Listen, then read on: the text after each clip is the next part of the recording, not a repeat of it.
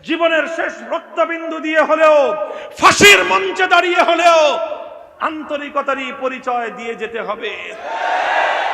আমরা কালেমা পড়েছি মুনাফিকি করবার জন্য নয়, ইমানদারি করবার জন্য। কাজেই পরিস্থিতি যত প্রতিকূলই হোক না কেন, পরিস্থিতি যত ভয়াবহই হোক না কেন, ইমানের পথ থেকে বিচ্যুত হওয়ার কোনো সুযোগ নাই, কোনো অবকাশ নেই।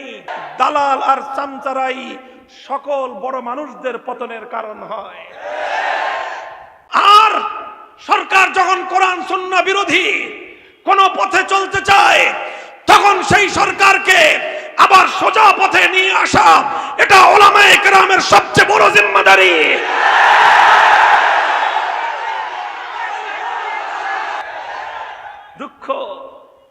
দুঃখ লাগে, সরি বলি। আন্তরিকতার অর্থ চাটুকারিতা নয়। পৃথিবীতে যত অকল্যাণ এই পৃথিবীতে হয়েছে, এর অধিকাংশ অকল্যাণ করছে চাটুকার শ্রেণী। চাটুকারিতা কাকে বলে জানেন? চাটুকারিতা বলা হয়, সাহেব যদি কহেন ফলটা ছিঁড়ে আনো, মোসাহেব গাছটাই উপরে নিয়ে আসেন। সাহেব যদি কহেন রাত 12টার সময়, এখন তো দিনের বেলা, মুসাহেব বলিবেন হ্যাঁ হ্যাঁ জি মুসাহেব, ওই যে আকাশে সূর্য দেখা যায়। চামচামিয়ার চাটুকারিতা কাকে বলে? সাহেব যদি বলেন দিনের 12টার সময়, এখন তো রাতের বেলা, মুসাহেব কহিবেন জি আজ্ঞে হুজুর, ওই যে আকাশে চাঁদ তারকা দেখা যায়। সাহেবের কথায় দিনের দুপুরে যে আকাশে চাঁদ আর তারকা দেখে, আর সরকারের কথায় রাতের অন্ধকারে আকাশে যে সূর্য দেখে, তাদেরকে বলা হয় চাটুকারের দল।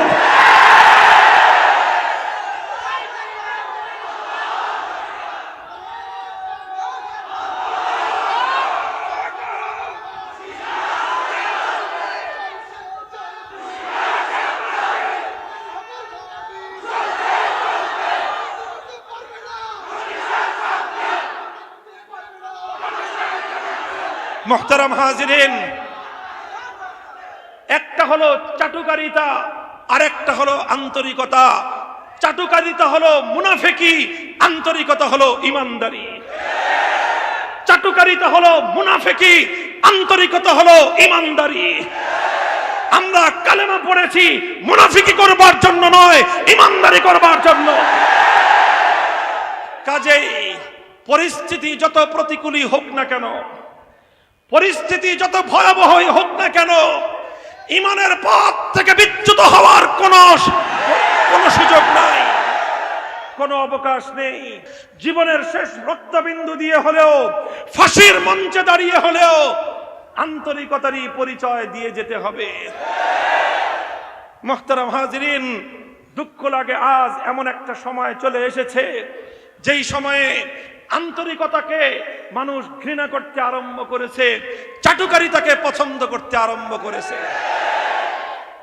যখন আন্তরিকতার চেয়ে চাটুকারিতার মূল্য বেশি হবে, সেই পরিবেশে পৃথিবীর অবস্থা কেমন হবে? বসেন, আপনারা বসেন, একটু শান্ত হন। স্লোগান দিবেন না, এখন স্লোগান দিবেন না। আমার মূল কথাটা সেনসিটিভ একটা কথা, স্পর্শকাতর একটা কথা।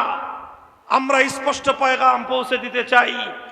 আমরা একটা কথা বলতে চাই, আমরা সরকারের প্রতি সর্বোচ্চ আন্তরিকতা পোষণ করি। কেন করি? কারণ এটা আমার রাসূলের নির্দেশ। কেন করি? কারণ এটা আমার ঈমানের অঙ্গ, এটা আমার ঈমানের অঙ্গ। সহিহ বুখারী মুসলিম শরীফের হাদিস, আন-নাসিহাতু লিআইম্মাতিল মুসলিমিন, যারা মুসলমানদের শাসক হবে কিয়ামত পর্যন্ত, তাদের কল্যাণকামিতা করতে হবে, তাদের প্রতি আন্তরিকতা রাখতে হবে।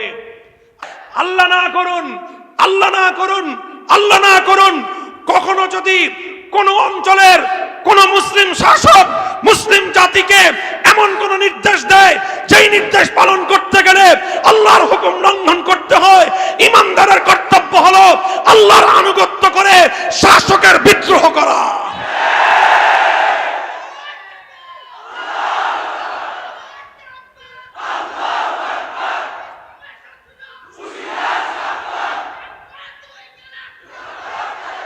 মুহতারাম হাজিরিন, আমি খলিফাতুল মুসলিমিন ওমরে ফারুক রাদিয়াল্লাহু তাআলা আনহুর ঘটনার উদ্ধৃতি দিয়ে বলছি।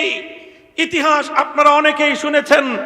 হযরত ওমর উপস্থিত মুসলিম জনতাকে জিজ্ঞাসা করলেন, হে মুসলিম জনতা, কেমন হবে আমার সঙ্গে তোমাদের আচরণ? সাহাবায়ে কেরামের পক্ষ থেকে বলা হলো, বিশেষ করে হযরত বশীর ইবনে সাদ রাদিয়াল্লাহু আনহু নামক একজন সাহাবী, হযরত মুহাম্মদ ইবনে মাসলামা নামক আরেকজন সাহাবী, দুইজন সাহাবীর ঘটনার উদ্ধৃতি হাদিসের কিতাবের মধ্যে বিশুদ্ধ বর্ণনার মাধ্যমে প্রমাণিত।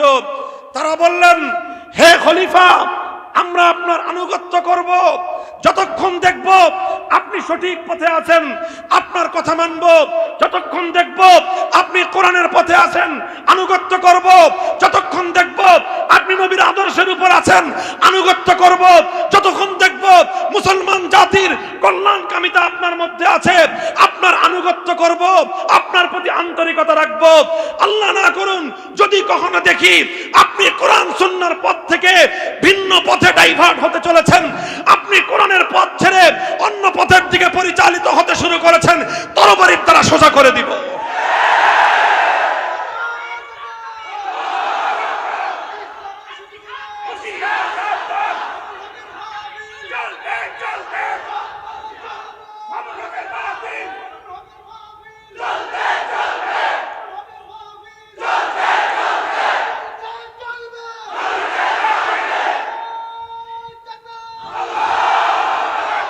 মুহতারাম হাজিরিন, হযরতে ওমর খলিফাতুল মুসলিমিন, the great caliph of Muslim উম্মাহ, বিশ্ব ইতিহাসের প্রতাপশালী শাসক, বিশ্ব ইতিহাসের অন্যতম সফল রাষ্ট্রনায়ক, অর্ধ জাহানের খলিফা, অপ্রতিদ্বন্দ্বী মুসলিম খলিফা, তার সামনে দাঁড়িয়ে একজন সাধারণ মুসলিম নাগরিক এভাবে কথা বললেন, ওমর যদি একটু সামান্য ডানে আর বামে যেতে চাও তাহলে আমরা তোমাকে সাইজ করব এমন ভাবে যেমন নাকি তীর সোজা করা হয়। কামা ইউসাওয়াল কিদহ কামা ইউসাওয়াল কিদাহ, তীর যেভাবে সোজা করা হয় ওমর, আমরা তোমাকে ওইভাবে সোজা করে ছেড়ে দিব। যেই উম্মত ওমরের মতো মানুষকে কথা বলতে পারে, ডানে বামে চলতে চাইবা, বিভ্রান্তির পথে চলতে চাইবা, উম্মতে মুসলিমা জিন্দা থাকতে তাদের শাসক বিপদগামী হবে, তারা এটা মেনে নেবে না। শাসককে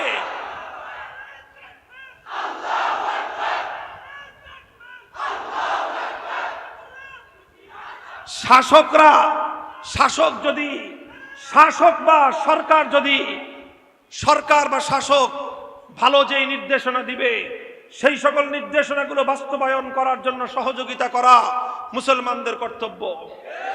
বিশেষ করে আলেম সমাজের দায়িত্ব, সরকারের প্রতিটা কল্যাণমূলক কাজে সরকারকে সহযোগিতা করা ইমাম সাহেবদের কর্তব্য।